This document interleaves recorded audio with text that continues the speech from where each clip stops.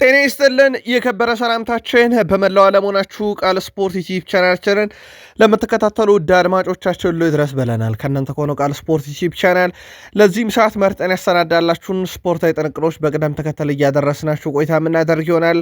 እስከ ፕሮግራማችን ፍጻሜ ቆዩን። ላይክ፣ ሰብስክራይብ፣ ሼር ስለምታደረጉን ስለ አጋርነታችሁ ከእኛ ጋር ስለምትሆኑም ለ100,000 ሰብስክራይበር ጉዟችን ስኬትና ከእኛ ጋር ለዘለቃችሁት 4 ዓመት ውድ ቤተሰቦቻችን ልባዊ ምስጋናችንን በማቅረብ ነው የምንጀምረው። ከመረጃችን ጋር ቆይታ ስታደርጉ ዛሬም ላይክ ማድረግ እንዳይረሳ። በዝውውር ጉዳይ ላይ ትኩረት እናደርጋለን። አስቀድመን ማድሪድ ቤት ወቅታዊ የዝውውር መረጃዎችን ልናካፍላችሁ ወደናል። ወደ ቡድኑ የሚመጡ ከቡድኑ የወጡና የዛ ስፔሻል ዋን ምርጫዎችን የተጠናቀቁ ዝውውሮች አሉ። በማድሪድ ቤት ሰበር መረጃ እናደርሳችኋለን።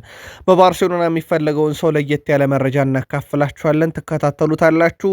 ከዛ ውጪ የባርሴሎናን ዝውውር ሊያሳለጥ የሚችልም አንድም ሁነት አለ። በአውሮፓ ዙሪያ በርካታ ለየት ያሉ ጥንቅሮች ዛሬም ሰዓታቸውን ጠብቀው የሚደርሱ ይሆናሉ።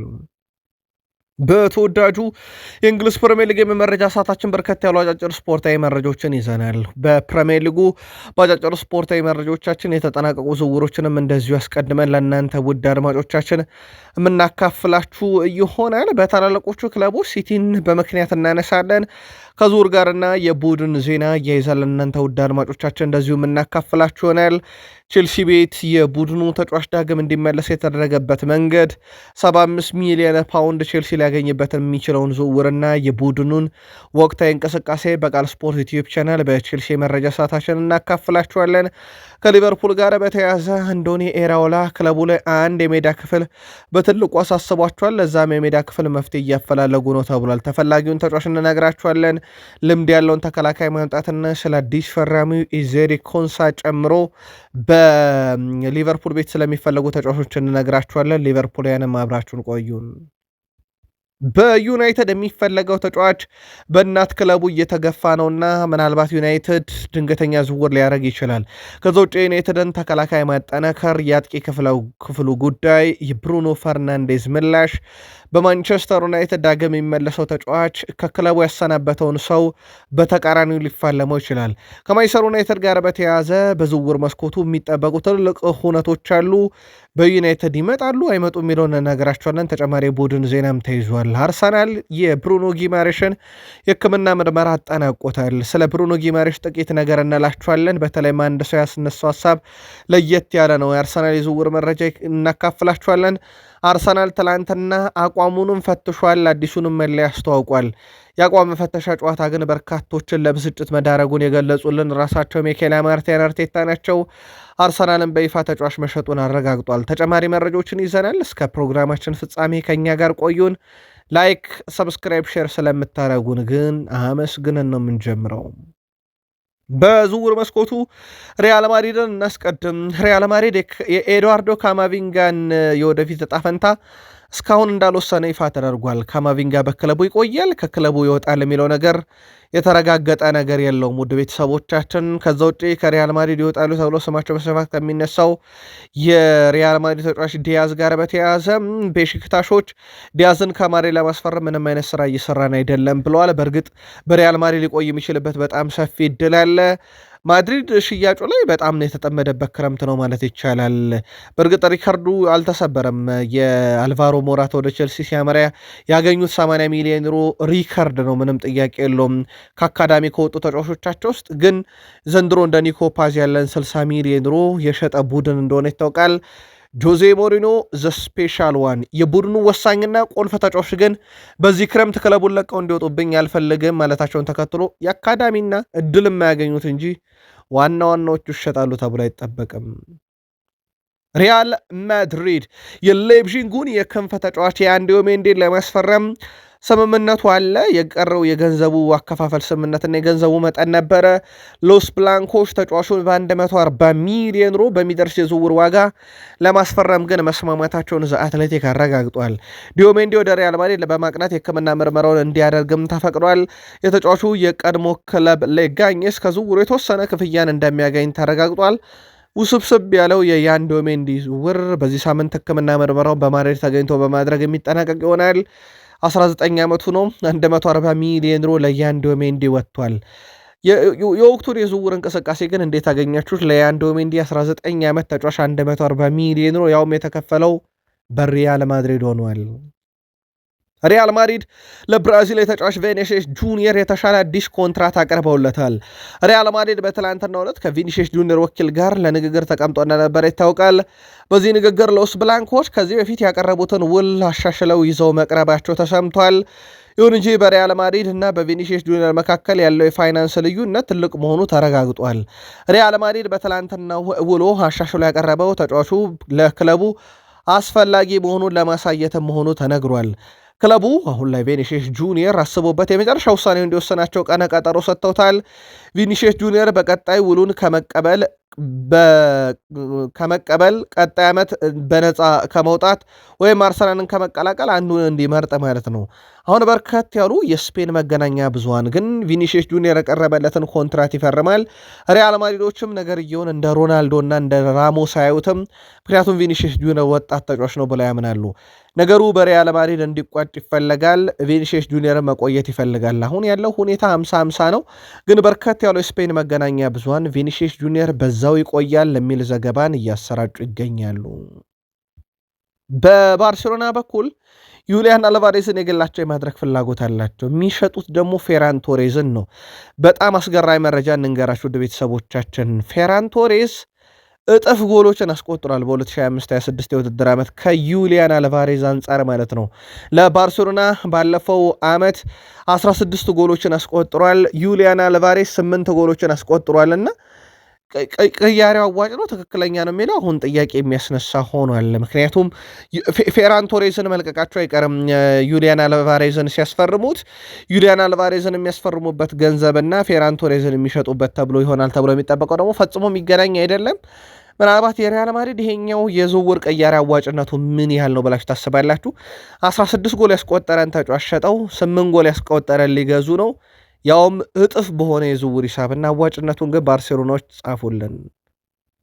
ቪክተር ኦሴሜን የዩሊያን አልቫሬዝ ዝውውር ወደ ባርሴሎና ይሳለጥ ዘንድ የቪክተር ኦስሜን ሰዎች ለአትሌቲኮ ማድሪድ ተጫዋቹን አቅርበውታል። ናይጄሪያዊ አጥቂ በበርካታ ክለቦች ይፈለጋል። የደሞዙ ጉዳይ ለበርካታ ክለቦች መሰናክል ነው። በነገራችን ላይ ቪክተር ኦሴሜንን ለማስፈረም ባርሴሎናዎች ኦሴሜን በዩሊያን አልቫሬዝ ዝውውር አካል የማድረግ እቅድ ሳይሆን ያላቸው በተለይም ወደ አትሌቲኮ ማድሪድ የሆነው እነሱ እሱን የማግኘት ሳይሆን ካልተሳካም እሱን የማስፈረም እቅድ አላቸው ባርሴሎኖች። እንደ ዴሮ ስፖርት ዘገባ ከሆነ የዩሊያን አልቫሬዝ ዝውውር ካልተሳካላቸው ግን እንዳልኳችሁ ፌራን ቶሬዝ 16 ጎል አስቆጥሮ ዩሊያን አልቫሬዝን 8 ጎል ያስቆጠረውን ማምጣት ምን ያህል አዋጭነት አለው፣ በዛ ላይ በባርሴሎና ቤት የለመደውን ተጫዋች ሸጦ በእጥፍ ዋጋ ማምጣት የሚለው እንዳለ ሆኖ የቪክተር ኦሴሜን ደግሞ የዩሊያን አልቫሬዝ ዝውውር ካልተሳካ በባርሴሎና ዝርዝር ውስጥ መያዝ የዴሮ ስፖርትም ዘገባ ነው። መልካታችሁን በዚህ እያይዛችሁ ጻፉልን። ናፖሊ ሮሜሎ ሉካኮ የፕሪሲዝኑን ቡድን እንደማይቀላቀል አረጋግጠዋል። በናፖሊ በኩል የሮሜሎ ሉካኮ እንዳበቃለት እየተናገሩ ይገኛሉ። ከዚህ ጋር በተያያዘ ውድ ቤተሰቦቻችን ተጨማሪ ቀናቶች ውስጥ ውሳኔዎቹ ይወሰናሉ ተብሏል። የሮሜሎ ሉካኮ ወኪል የተሻለውን ክለብ እያፈላለገ ይገኛል። ከአታላንታ ጋር ድርድር ላይ ሲሆን ተጨማሪ ክለቦችንም እያፈላለገ ነው። በተለይም ሮሜሎ ሉካኮ በናፖሊ በኩል የማንቸስተር ዩናይትዱን ራስመስ ሆይሉንድን ከውሰት ውል ወደ ቋሚ ውል ሲቀይሩ የተጫዋቹ ነገር እንዳበቃለት እርግጥ ነበረ። አሁን በእርግጥ ሰዓቱ ደርሶ ናፖሊዎች አረጋግጧል። ሮሜሎ ሉካኮ ከቀድሞ ውድድር ዝግጅት ቡድን መቀነሱን፣ መዳረሻው ወዴት የሆነ የሚለው ይጠበቃል። የሳውዲ አረቢያ ክለቦች ይልቅ ሙር የአሜሪካ ሜጀር ሊግ ሶከር ክለቦች እንደ አታላንታ ዩናይትድ ያሉ መዳረሻ ይሆናሉ ተብሎ ይጠበቃል። ኮሞ ከሴስክ ፋብሬጋስ በፊትና ከሴስክ ፋብሬጋስ በኋላ የሚባል ቡድን ሆኗል። ኮሞ በነገራችን ላይ በፋብሬጋስ ወደ ሴሪ ያደገ በ2 ዓመት ውስጥ የአውሮፓን ትኬት ተቆረጠና በጣም አነጋጋሪው ቡድን ሆኗል። አሁን ያ ብቻ አይደለም። ኮሞ በጥቂት ዓመታት ውስጥ ያደረጋቸው ለውጦች የስኳድ ዴብዙ ራሱ ጥንካሬ ፍጹም የተለየ ነው። 2018-19 ላይ የቡድኑ አጠቃላይ ዋጋ ወደ 2.4 ሚሊዮን ዩሮ ነበርና ይሄ የአንድ ተጫዋችን የአንድ ወር ደሞዝ እንኳን በቅጡ የሚከፈል አይደለም እንግሊዝ ፕሪሚየር ሊግ ውስጥ። አሁን ውድ ቤተሰቦቻችን የክለቡ አቅም ወደ 490 ሚሊዮን ዩሮ ደርሷልና የስኳድ ዴብዙ ማለት ነው። የስኳዱ ቢሸጥ ይህን ያህል ያወጣል በትራንስፈር ማርኬትና ሴስክ ፋብሬጋስ እየገነቡ ያሉት ቡድን እድገቱ በጣም አስደናቂ ነው። ኮሞ ቀጣይ ዓመት የአውሮፓ ሻምፒዮንስ ሊግ ይሳተፋል። ሊሆን ሊሆነው በሴስክ ፋብሬጋስ ስር እንደሆነ ግን ምንም ጥያቄ የለውም። ግብፃዊ ተጫዋች ሳላ በቱርክ ትራብዞን ስፖር በተደረገለት አቀባበል መደነቁን ይናገራል። በእንደዚህ ድባብ ውስጥ በመገኘት ደስተኛ ነኝ ያለው ሳላ ከዚህ በፊት እንዲህ አይነት ነገር ፈጽሞ አይቻል አቅም ሲል ተደምጧል። በዚህ ደረጃ ፍቅርና እንክብካቤ ሲሰጠኝ ማየት ትልቅ ደስታ ፈጥሮልኛል ነው ያለው ሳላ። በሊጉና በአውሮፓ ስኬታማ ለመሆን ጠንክሬ እሰራለሁ፣ በሄድኩበት ሁሉ ስኬታማ ነበርኩም፣ እዚህም ተመሳዩን አደርጋለሁ ሲል ተደምጧል። እዛ ከደረሰ በኋላ የተደረገለት አቀባበል በቱርክ ግን አይቶት እንደማያውቅ ተናግሯል። ሳላ የቀድሞ የሊቨርፑል ተጫዋች ነው። የቀድሞ የሊቨርፑል ተጫዋች ጄሚ ካራገር ግን ሳላህ ወደ ቱርክ ማቅናቱን አጣጥሎታል፣ አብጠልጥሎታል። ምክንያቱ ደግሞ ሳላህ በኢንተርና በዩቬንቱስ ባሉ ክለቦች ወይም በኤስ ሚላንና በዩቬንቱስ ባሉ ክለቦች ስጠብቀው እንዴት ቱርክ ይሄዳል ብሏል። ቱርክ ሊግ መሄድ ለእኔ በጣም ዝቅ ማለት ነው። ሳላህ ዝቅ ብሏል እንጂ ከፍ አላለም እያለ ነው። ሳላህ ግን የገጠመኝ ነገር ፈጽሟቸው ማላቀውና ለዚህ ክለብ ያለኝን ሁሉ እንድሰጥ የሚያደርግ ነው ሲል ተደምጧል። የፊፋው ፕሬዚዳንት ዣኒ ኢንፋንቲኖ አሁን የገጠማቸው ነገር ከዚህ በፊት ገጥሟቸው አያውቁምና እንግዳ ሆኖባቸዋል። እሳቸው ይህ እንግዳ የሆነባቸውን ተቃውሞና መንበረ ስልጣናቸውን በገዛ ፈቃዳቸው እስከ መልቀቅ የቀረበባቸውን ጥያቄ በፕሬዚዳንታዊ ምርጫ ላይ ጫና እንደሚያሳድርባቸው ገብቷቸዋልና ነገሮች ወሰብሰብ ብለውባቸዋል። አሁን ስሜ እየጠፋ ነው እየተባለ ነው በሳቸው በኩል። ፊፋው ፕሬዚዳንት ዣኒ ኢንፋንቲኖ ለሞሮኮ የዓለም ዋንጫን ፍጻሜ ለመስጠት ቃል ገብተዋል መባሉን አስተባብለዋል። የፊፋ ቃል አቀባይ በሰጡት አስተያየት የተሰራጨው መረጃ ሐሰተኛ ነው ብለዋል። አክሎም የዓለም ዋንጫ ፍጻሜ የሚደረግበት ቦታ ፊፋ በትክክለኛው ሰዓት ይወሰናል ብለዋል። ታሪካዊ የ2030 የዓለም ዋንጫ በአውሮፓዊቷ ሀገር ስፔን፣ ፖርቱጋል እና በሰሜን አፍሪካዊቷ ሀገር ሞሮኮ ይካሄዳል። አዘጋጅ ሀገር በእርግጠኛ አይደሉም። የላቲን ሀገራትም ይሳተፉበታል ለአንድ ጨዋታም ቢሆን የሚከፈቻውን። ከዚህ ጋር በተያያዘ ታዲያ ዣኒ ኢንፋንቲኖ ከአውሮፓ ሀገራት የቀረበባቸው ተቃውሞ ግልጽ ነው። ያንን ከአውሮፓ የቀረበባቸውን ተቃውሞ ከልቀቁልን እስካንመርጣቸውም የደረሰባቸውን ተቃውሞ ባላንስ ለማድረግ እስከ ዶናልድ ትራምፕ የስልክ ጥሪ ያስፈልጓቸው ነበረ፣ ስልኩ ባይነሳላቸውም። ከዚህ ጋር በተያያዘ ታዲያ ውድ ቤተሰቦቻችን እሳቸው ላይ ተሰራይቶብኝ ሐሰተኛ ነው ያሉት መረጃ ዣኒ ኢንፋንቲኖ የዓለም የእግር ኳስ የበላይ አስተዳዳሪው ማለት ነው በኃላፊነት ለመቀጠል የተለያዩ ሀገራትን ድጋፍ እየጠየቁ መሆኑ ሲነገር አንዷ ሞሮኮ ናት ተብሎ ነበረ መረጃ የተሰራጨው። ዣኒ ኢንፋንቲኖ ሞሮኮ በኃላፊነት እንዲቆዩ ከረዳቻቸው በምላሹ የዓለም ዋንጫን ፍጻሜ ራባት እንዲደረግ አደርጋለሁ ነበር እሳቸው ያሉት። ሞሮኮ የ30 የዓለም ዋንጫን ከስፔን ከፖርቱጋል ጋር በጣምራ ስትዘጋጅ ማለት ነው። የ30 የዓለም ዋንጫ የፍጻሜ ጨዋታ የት ይደረጋል የሚለው እስካሁን አልተወሰነም፣ ግን ፊፋ ስሜን አጠፉበት እንጂ ይሄን አላልኩም እያሉ ይገኛሉ በዣኒ ኢንፋንቲኖ በኩል። በትላንትናው ዕለት የአቋም መፈተሻ ጨዋታ በርከት ያሉ ነበሩ። አንደኛው ማዮርካ የስፔኑ ክለብ ከፈረንሳዩ ቱጀር እና ኃያለ ክለብ ከአውሮፓ ሻምፒዮኑ ፓሪስ ሰን ዠርሜን ጋር ያደረጉት ጨዋታ ነበረ። ጨዋታው በጣም ያልተጠበቀ ውጤት ተመዝግቦበታል። ማዮርካ የአውሮፓ ሻምፒዮኖቹን ፓሪስ ሰን ዠርሜኖችን 3-0 አሸንፈዋል። የአቋም መፈተሻ ጨዋታ ነው። ስለዚህ ፒኤስጂ በደንብ አቋሙን የፈተሸበት ይመስላል። ቀጣይ ፓሪስ ሰን ዠርሜን ፍልሚያውን የሚያደርገው ከማንቸስተር ዩናይትድ ጋር ነው። በሳምንቱ መጨረሻ ዩናይትድ አትሌቲኮ ማድሪድን አሸንፎ ነው ወደዛ ጨዋታ የሚያመራው። እንዳልኳቸው አቋም መፈተሻ ጨዋታ ቢሆንም አንዳንድ ደጋፊዎች ወይም ደግሞ በሀሳብ መስጫ ሳጥናችን ላይ ቃል ስፖርት ዩቲዩብ ቻናል ቤተሰቦቻችን የአቋም መፈተሻ ጨዋታ ድልም ይቆጠርበታል ብለውናል። ምናልባት የአቋም መፈተሻ ጨዋታ ድሉ ነው ክለብን ለግምገማ ጥሩ እና ምቾት የሚሰጠው ወይንስ ሽንፈት ነው ክለብን ለግምገማ የሚያበቃው? የትኛውን ሲያስመዘግብ ነው ውጤታችሁ በአቋም መፈተሻ ጨዋታ ክለቡ እንዲሻሻል ያበረታታል ያነቃቃል የምትሉትን ግን መልከታችሁን አጋሩን። ሜሲ ካለ ድል አለ፣ ሜሲ ካለ አሁንም ጎል አለ። የ39 ዓመቱ ሊዮኔል አንድሬስ ሜሲ አሁንም እግሮቹ አልዛሉም። ጎሎችንም እያስቆጠረ አሲስትም እያደረገ ነው። በአሜሪካ ሜጀር ሊግ ሶከር የሊግ ካፕ የመጀመሪያ ዙር ጨዋታ ተደርጎ ነበረ። ኢንተር ማያሚ ሳን ሉዊስን 4-2 በሆነ ውጤት ድል አድርገዋል። በጨዋታው ከአራቱ ግቦች ሜሲ 3ቱ ላይ በቀጥታ ተሳትፎባቸዋል። የመጀመሪያውና ሶስተኛውን ግብ አስቆጠረ። 4ኛውን ግብ አሲስት አደረገው ሊዮኔል አንድሬስ ሜሲ። በጣም አስደናቂ ምሽት ነበረ። ሜሲ እንደ ወጣት እየተጫወተ ነው። ከዓለም ዋንጫ ነው የመጣው። የዓለም ዋንጫ ላይ በርካታ ግቦችን ያስቆጠረው ሁለተኛው ተጫዋች ከዓለም ዋንጫ እረፍት፣ ምክንያቱም የፍጻሜን ጨዋታ የተጫወተ ነው የመጣ ተጫዋች ነው። ሜሲ ትላንትናም ድንቅ ነበረ። ኢንተር ሚያሚ ምንም እንኳን የጨዋታ ብልጫ ቢወሰድበትም 4-2 በሆነ ውጤት ድል አድርጓል። ምናልባት ጨዋታው ከሌሊቱ 8 ሰዓት ከ30 ሲል ነው የጀመረው። ተከታተላችሁት ወይ? በርካቶች በኢትዮጵያን ያሉ ለመከታተል በጣም ይቸግራል፣ ግን ወደ አሜሪካ አካባቢ ላሉ ሰዓቱ ምቹ ነውና ስለ ሜሲ ግን ጥቂት ነገር ብትሉን ደስ ይለናል። ቃል ስፖርት ላይ ናችሁ ውዶቻችን። የተመራረጡ ስፖርታዊ ጥንቅሮችን እያጋራናችሁ እንገኛለን። ቃል ስፖርት ዩቲዩብ ቻናል ይህን መረጃ ስናደርሳችሁ የሰብስክራይበሮቻችን አሃዝ መጠን 100,000 ተሻግሯል። ልባዊ ምስጋናችን በያላችሁበት ድረስ የ4 ዓመት ጉዟችን ይቀጥላል።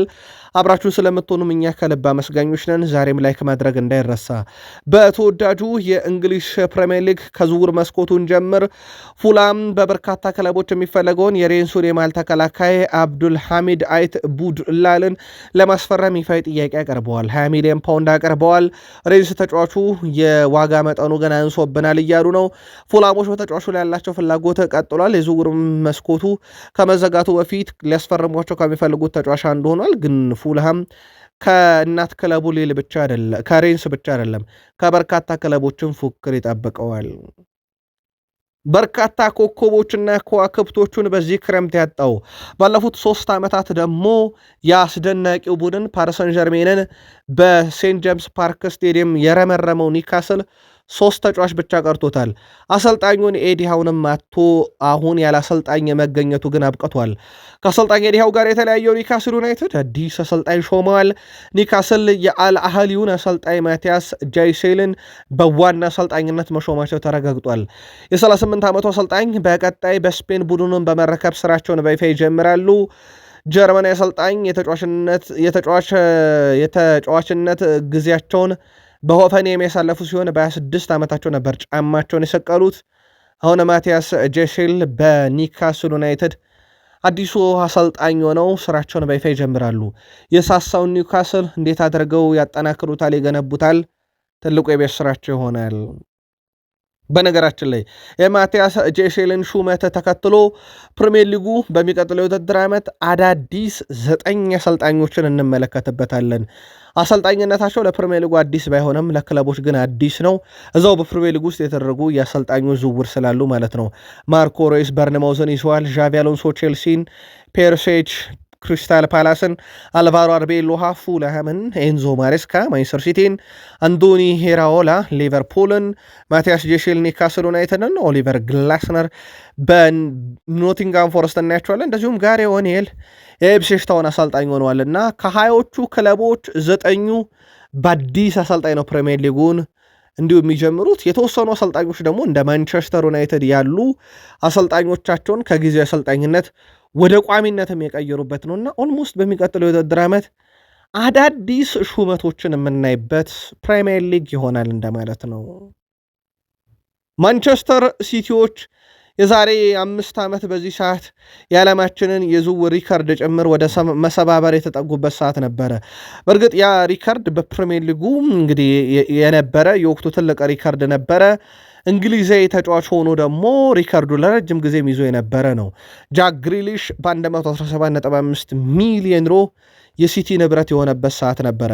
ከዛ በኋላ ግን ሞርጋን ሮጀርስ የግሉ አድርጎት አንደኛው ውዱ እንግሊዝ የሆነ ሁለተኛው ኤሊዮት አንደርሰን በዚህ ክረምት የተፈጸመ ዝውውር ነው።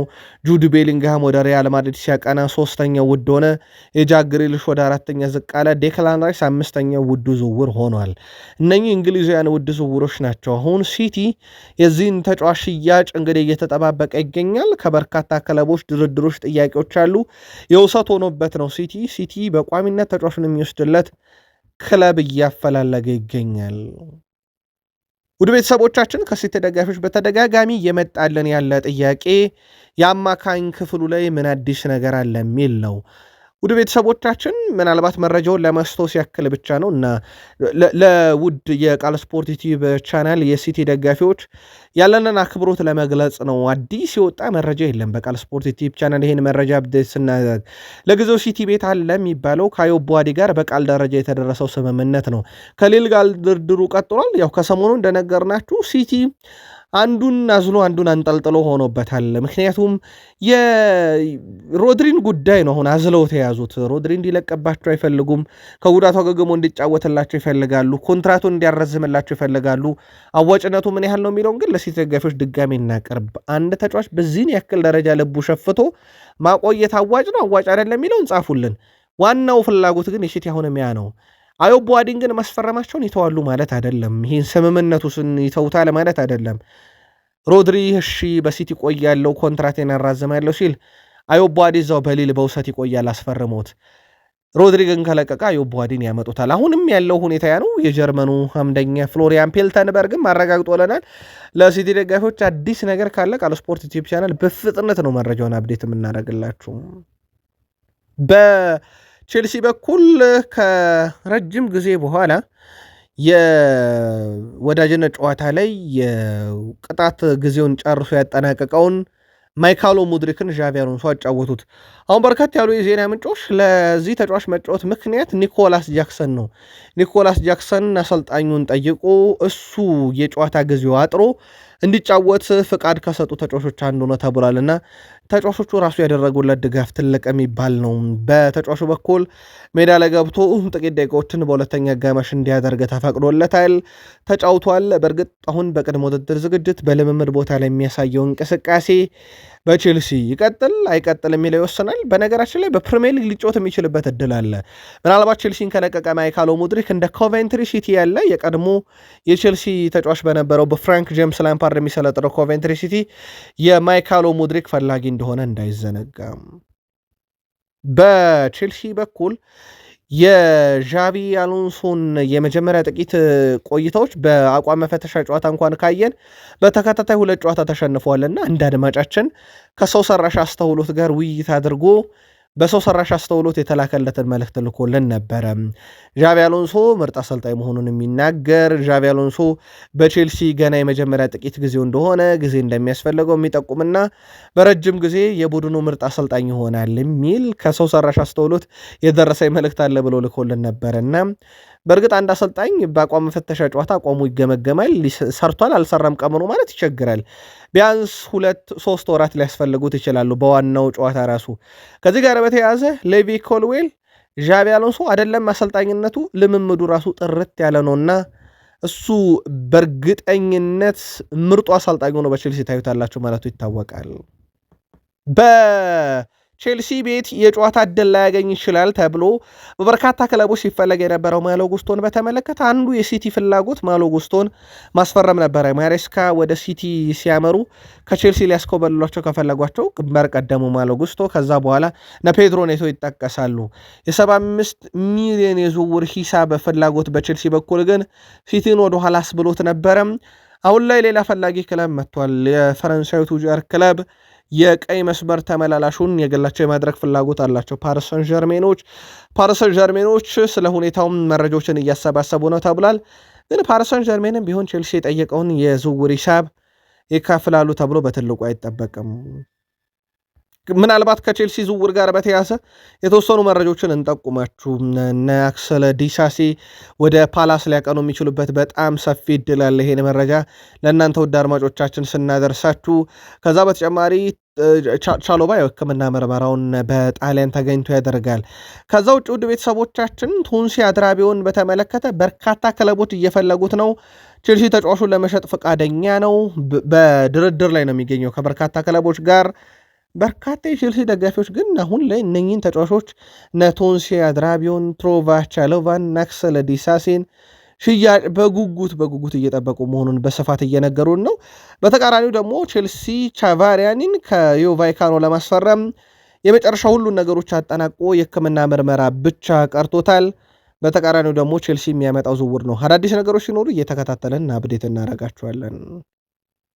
አንዶኒ ኤራኦላ በሊቨርፑል አንዱ ስጋት የገባቸው የሜዳ ክፍል የቀኝ ተመላላሹ ነው።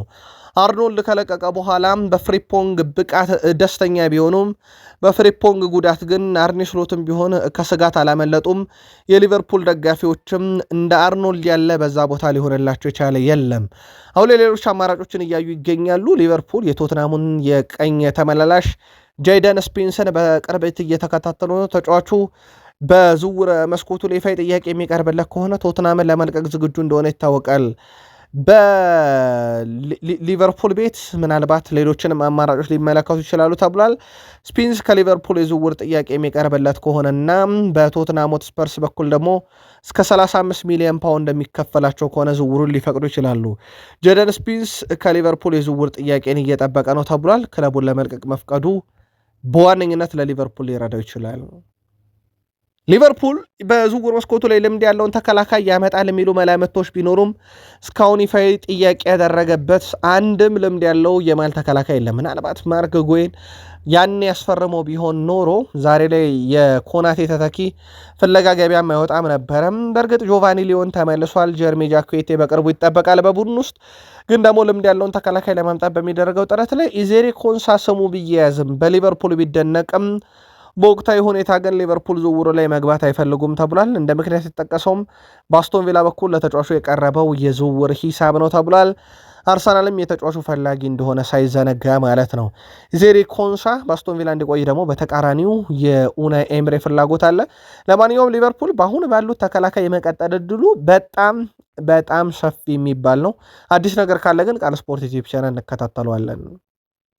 ቪክተር ሙኚዝ ዓላማዬ ለሊቨርፑል የሚችለውን ሁሉ መስጠትና የክለቡን ጥቅሞች ማስከበር ነው ብሏል። በአንፊልድ በሚቆይባቸው ጊዜዎች ቪክተር ሙኚዝ እውነቱን ለመናገር በጣም ጥሩ ስሜት ውስጥ ነኝ ብሏል። የሊቨርፑል ተጫዋች በመሆኔ ከቡድን አጋሮቼም ጋር ለመጀመሪያ ጊዜ ስገናኝ በጣም ደስተኛ ሆኛለሁኝ። ሁሉም በጣም አግዘውኛል። አንዳንዶችም ወዴት መሄድ እንዳለብኝ፣ ምን ማድረግ እንዳለብኝና እንዴት ማድረግ እንዳለብኝ በቀላሉ አስረድተውኛል። እንዲሁም ከቡድን አጋሮቼና ከዋናው አሰልጣኝ አንቶኒ ኢራኦላም ጋር ልምምድ አድርጌያለሁ። ከልምምዱም በኋላ ያደረግነው ስብሰባ በጣም ጥሩ ነበረ ብለዋል። ቪክተር ሙኚዝ እስካሁን በክለብ ውስጥ ለተደረገልኝ ሁሉ ነገር ማመስገኛኝ። አሁን ደግሞ በስቴዲየም ውስጥ ሁሉንም ደጋፊዎች ለማየትና አብሬ ከደጋፊው ጋር ጊዜ ለማሳለፍ በጣም ጓጉቻለሁ ብሏል። በሜዳ ላይ ብዙ አስደሳች እግር ኳስን ለማየት የሚመጡ የሊቨርፑል ደጋፊዎች አሉ። እነኛን ደጋፊዎች ለማስደሰት ዝግጁ ነኝ ሲል ተደምጧል። ቪክተር ሙኚዝን በተመለከተ በርካታ ሌጀንዶች በሊቨርፑል ጥሩ ጊዜን ያሳልፋል የሚል መላመቶችን፣ ቅድመ ግምቶችን ወይም የተጫዋቹ ብቃት ላይ ተንተርሰው ሀሳቦችን እያካፈሉ ነው። የቃል ስፖርት ዩቲዩብ ቻናል የሊቨርፑል ቤተሰቦችስ ምን እየጠበቃችሁ ነው? ከቪክተር ሙኚዝ ጻፉልን። አንቶኒ ኢራኦላ ሳላህን ያጡት በሊቨርፑል እሳቸው መንበረ ስልጣኑን ሳይረከቡ ነው። ምናልባት የሊቨርፑል ደጋፊዎች ቁጭታቸው እሳቸው አንቶኒ ኢራኦላ የሊቨርፑል መንበረ ስልጣንን ቀድመው ተረክበው ቢሆን ኖሮ ሳላ አይለቅም የሚሉ መላመቶችን ወይም ሀሳቦችን ሲያንሸራሽሩ ነበረ። ሳላ በእግር ኳስ ተጫዋች ብቻ አይደለም፣ በሜዳ ውስጥም ከሜዳም ውጪ ለቡድን ያስፈልጋል ይላሉ እሳቸው። 250 ጎሎችን አንፊልድ ላይ ያስቆጠረ ወይም ለአንፊልድ ደጋፊ ያበረከተ በአንፊልድም ፍጹም የተለየ ሰው ነበረና በጣም ስኬታማው ሰው ነበረ። እሱ በሊቨርፑል ያደረገው ነገር ፈጽሞ የሚረሳ አይደለም። የቀይ መለያንን ትርጉምም በደንብ ያሳየ ነውና ለሌሎች ተጫዋቾች ጥሩ መነሳሻ ይሆናል። እሱን ለማሰልጠን ማንኛውም ዋጋ እንከፍል ነበረ፣ አሁን ቢሆን ያደረገው ነበረ ብሏል። በዚህ ዕድሜው ያደረጋቸው ነገሮች በጣም ጥራት አላቸው። እንዳጠቃላይ አሁን የሊቨርፑል ተጫዋች አይደለም፣ ግን በሄደበት ሁሉ እንዲሳካለት ምኞቴ ነው ሲሉ ተደምጠዋል። ዩናይትድ ሶስተኛ አማካኝ ክፍሉ ነገር ከሰሞኑ ዳግም መነጋገሪያ አጀንዳ ሆኖ ነበረ። ላያስፈርም ይችላል የሚለው መረጃ ከወጣ በኋላ አሁን ደግሞ ዳግም ሊያስፈርም ይችላል ወደሚለው ነገር መጥቷል። ምክንያቱም በሪያል ማድሪድ በኩል የኤድዋርዶ ካማቪንጋን ጉዳይ ከውሳኔ እንዳልደረሱበትና ክለቡን ሊለቅ የሚችልበት እድል እንዳለ ከተረጋገጠ በኋላ ዩናይትድ ለረጅም ጊዜ ተጫዋቹን ሲከታተለው እንደነበረ ይፋ ከተደረገ በኋላ ካማቪንጋ ዳግም በዩናይትድ ቤት ስሙ መነሳት ጀምሯል።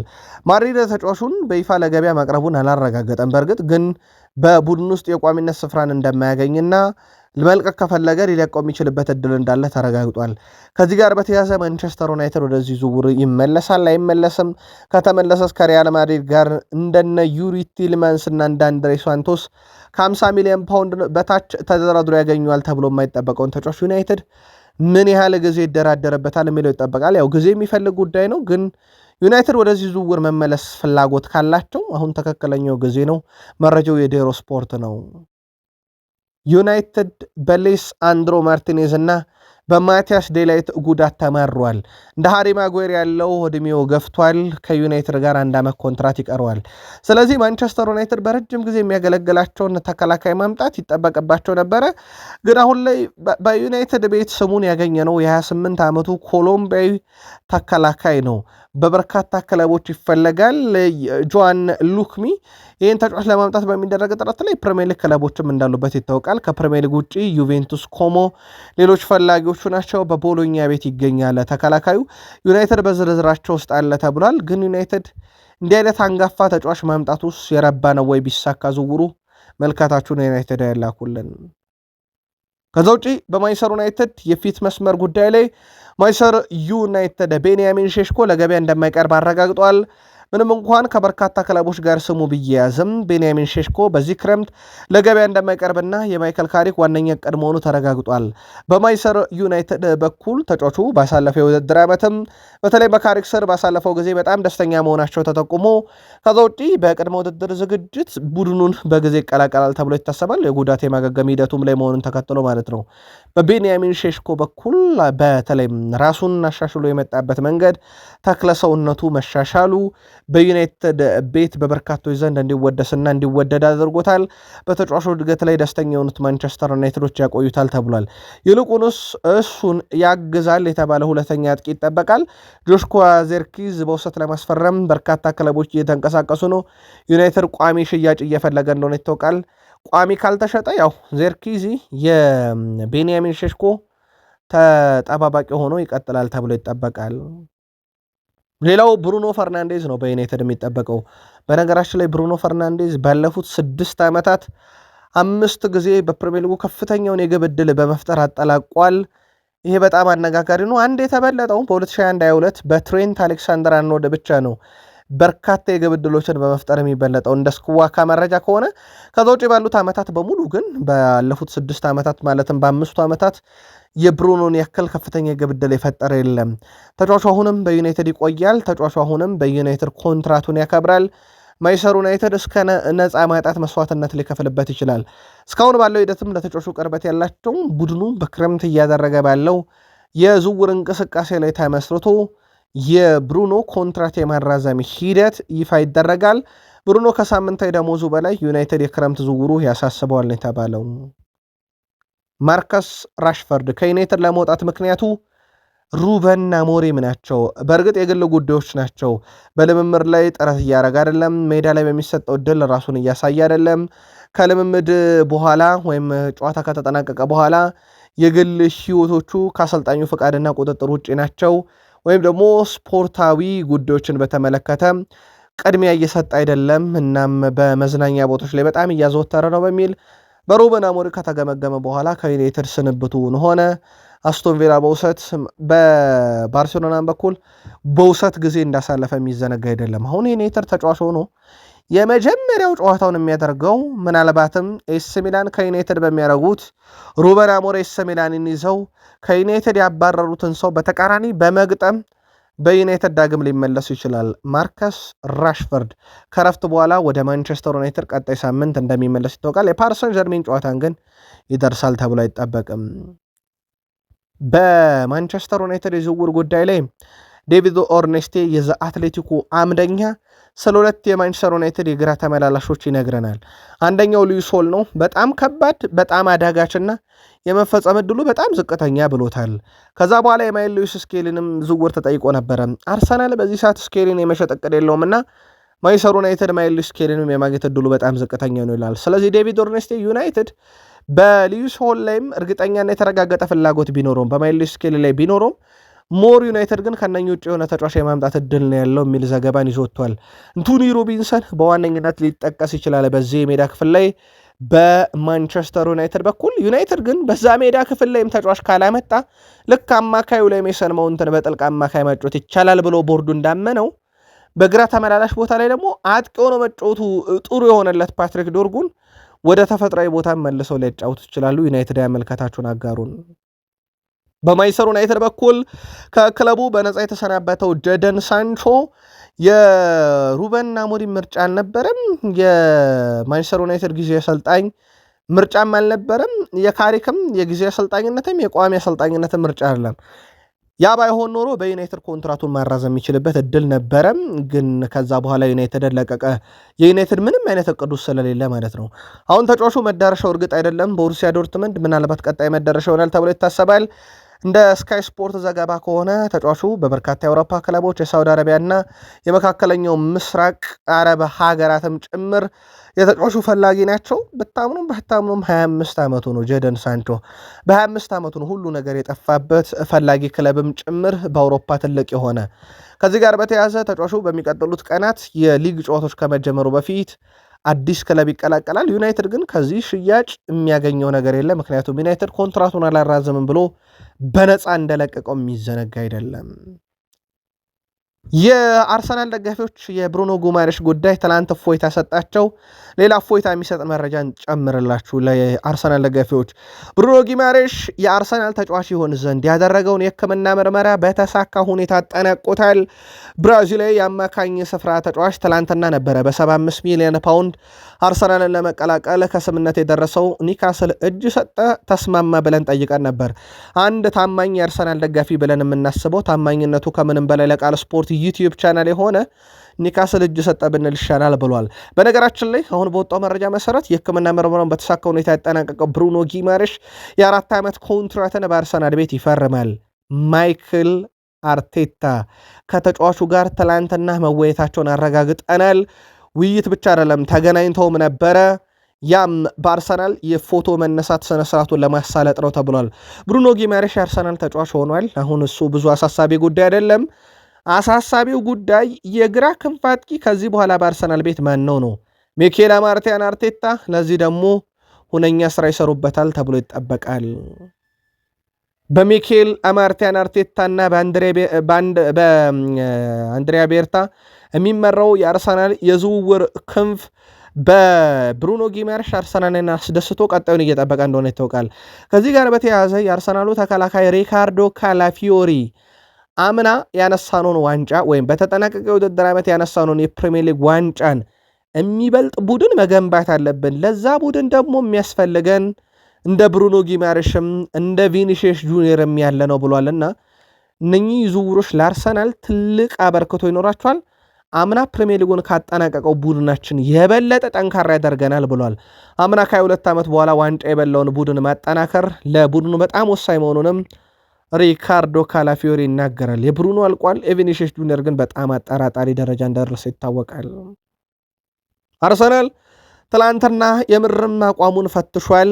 በእርግጥ የወዳጅነት ጨዋታ ነው። በእርግጥ አንዳንድ አድማጮቻችን የወዳጅነት ጨዋታም ቢሆን ነገርየው አቋም መለካት ነውና አቋም የት እንዳለ ያሳያልና የወዳጅነት ጨዋታ በትንሹ ሊታይ አይገባም የሚሉ ሀሳቦችን ልከውልናል። ትላንትና አርሰናል ተሸንፏል። አርሰናል ትላንትና በሪያል ቤት ተሸንፏል። 3-1 ተሸንፏል። አርሰናል 2-0 ተመርቷል። ሪኬልሚ 9ኛው ደቂቃ ላይ፣ ዶሳ 26ኛው ደቂቃ ላይ ሪያል ቤትስን መሪ ያደረጉ 2 ግቦችን አስቆጠሩ።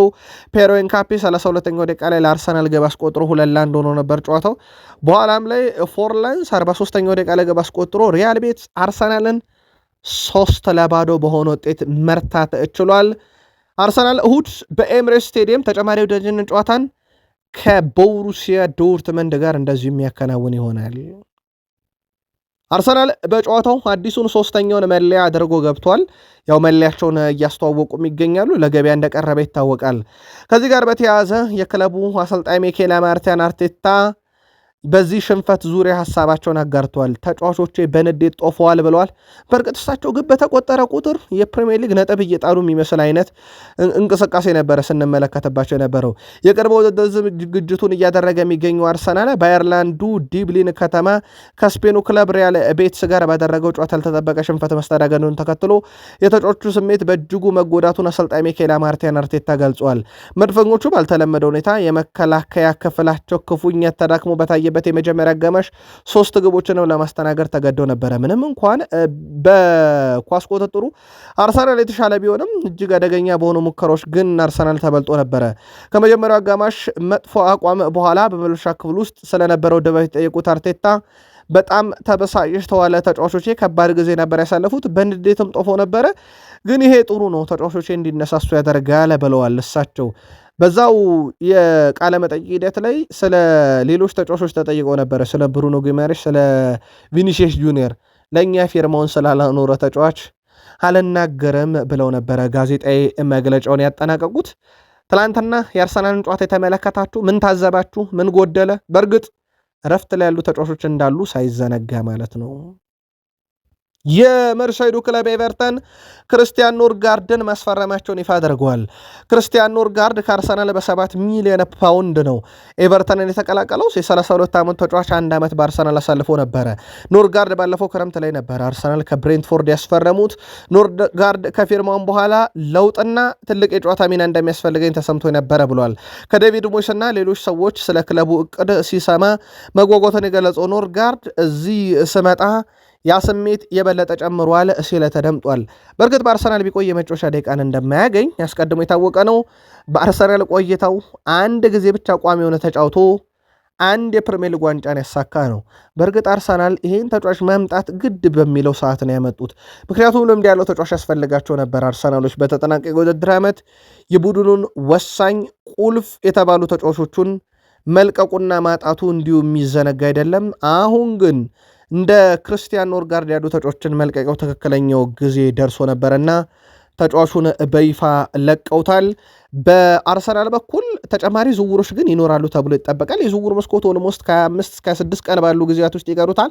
ቃል ስፖርት ዩቲዩብ ቻናል በተከታታይ መረጃ ይኖረናል በእነኚህ የዝውውር ጉዳዮችም ላይ 100,000 ሰብስክራይበር ገብተን የ100,000 ቤተሰብ አደራ አለብን። ለ100,000 የሚመጥኑ ስራዎችን እየሰራን ለእናንተ ወደ አድማጮቻችን ማቅረባችን እንቀጥላለን። ከልብ እያመሰገን መልካም ዕለተ ሐሙስ እንዲሆንላችሁ ተመኝተን የአሁኑን አበቃን።